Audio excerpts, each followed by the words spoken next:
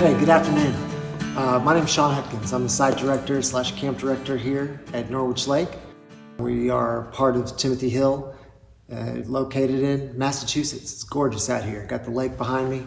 Love where we're at. I just wanted to share something with you guys today. Something that not only from my experience, but I think hopefully will bring some peace in the time of all this uncertainty and craziness that's going on in this world today. So I start off with story time.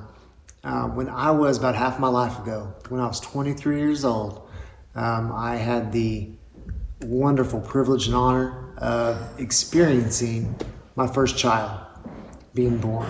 And so I was one of those dads. I was one of those goofy dads that everybody, myself included, made fun of, that you see, oh, there's a nice pretty pregnant woman, and then, oh, there's a dad kneeling down talking to the belly.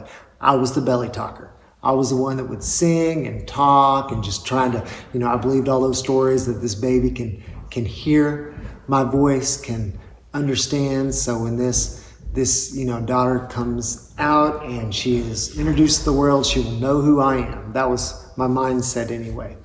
Not exactly sure who I was watching this, and definitely not going to go into great detail, but the actual birthing process, while it is absolutely a miracle, is not a pretty thing. It is pretty intense. There's a lot of screaming and gnashing of teeth that goes on.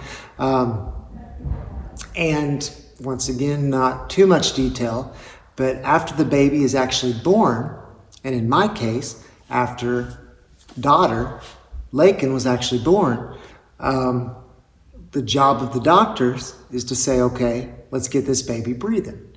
And so they spank the baby or pinch, I don't know what they do, but they get every child, and in my case, they got my daughter just yelling. Well, at that point, they go through a lot of different, putting gook on the eyes. There's a technical term, that's not it, but putting gook on the eyes and doing all sorts of different things just to make sure the baby's good. My understanding is typically the baby will settle down and everything's okay. Once again, not the situation that we were in.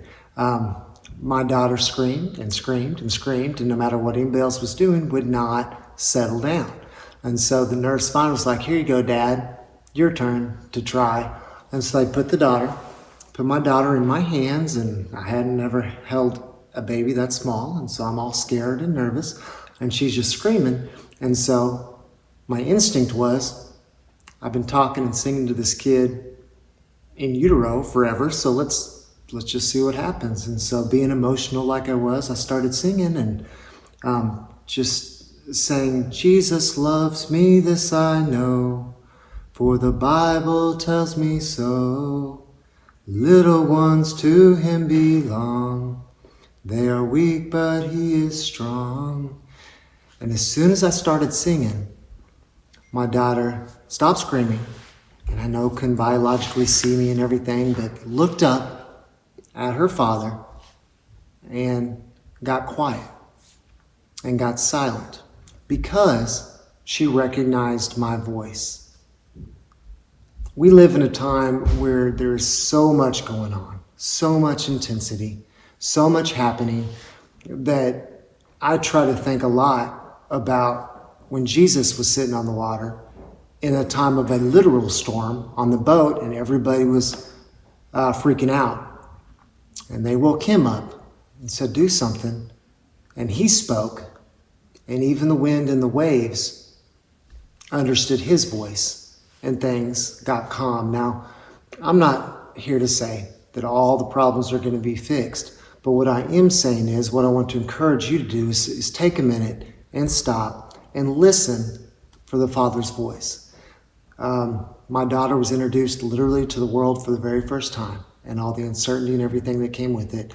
And while I know I equate myself with, our Father, with God, I do want to say there's a parallel for me that she heard the voice and recognized it the same way.